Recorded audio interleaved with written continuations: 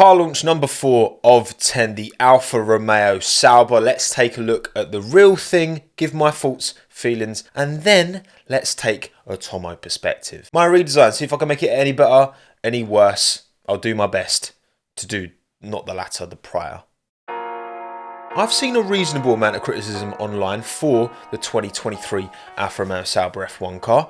Too simple seems to be the main critique I'm seeing levelled at the car. Fundamentally, when you look at it, it's an all black car with a red block on the back and some red down the nose. That's it. Oh, and a bit of red on the wheel covers as well, which is carried over from last year, which I'm very glad about because it works well on this one. But critiquing a livery for being too simple doesn't really make much sense to me. It's like, just because someone puts a lot of work or time into a job doesn't necessarily mean the outcome's going to be better. If you're an amazing designer, it takes you 10 minutes to do a job, you shouldn't be charging less than a more incompetent person who takes 2 hours to do the same thing. You look at some of the most iconic liveries in F1 history, and when you really break them down to their fundamentals, they are very, very, very simple. This is an advertising board at the end of the day. The more sponsors you have as well, the more I think you have to go for a simpler route in the design. And fair play to Alfa Romeo Sauber, they're turning into the next McLaren because there are sponsors galore on this car. If you then add loads of complexity and finicky, intricate details like we've seen on the Williams, to this it just wouldn't work. I think if the Williams had more sponsors, we would get something more like this. But no, honestly, it's gorgeous. Like a red and black racing car, you cannot go wrong. We see this with the Ferrari. I'm a bit disappointed in the shade of red.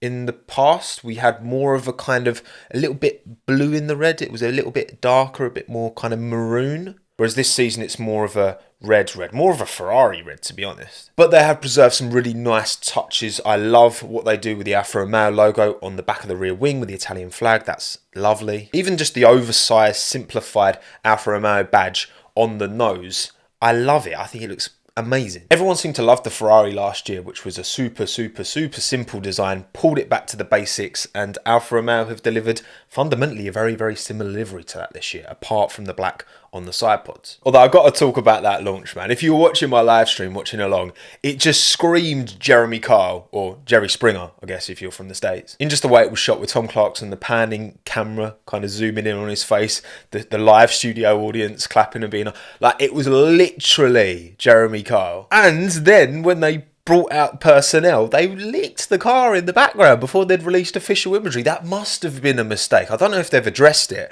but that must have been a mistake, surely. Was that by accident? They showed the car. I saw the car. Right, okay, we can see the car in here. Or was it a bad launch? It wasn't as long as drawn out as the Red Bull, I get that, but it felt like an episode of Black Mirror, honestly. I loved the Alfa Romeo livery last year. I love it.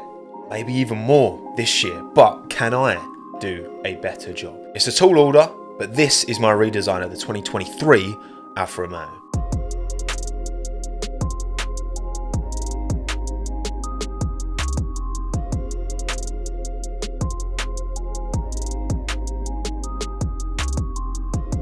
I've brought back the white. I know a lot of people seem to be upset that the white has left the livery, and yeah, sure, I understand that. It was nice in last year's car. I do love the black and red simplified version in this year's, but bringing the white back, I was like, come on then, I'll do it. Bring it kind of equal weight into the red, but still with a fundamental black base design to it, which obviously in the real car would be exposed carbon fibre, saves a little bit weight-wise. Although when I was at Williams, I did actually speak to someone. Apparently for this season, they've worked out a different paint blend that all the teams use that's lighter, so we should see fewer liveries undressing themselves over the course of the year. But anyway, I started this one with that flowing shape down the side that kind of starts at the rear wing, ends at the nose. I've slapped Alfa Romeo big prominent on the side pod, and I've moved the stake logo up onto the airbox. Little touches of the Italian flag as well on the rear wing, back of the rear wing, in a slightly different way to how they do it on the real car, and on the fin as well. I've relocated some of the sponsors on the side pod and made a few of them a bit bigger and just changed the position.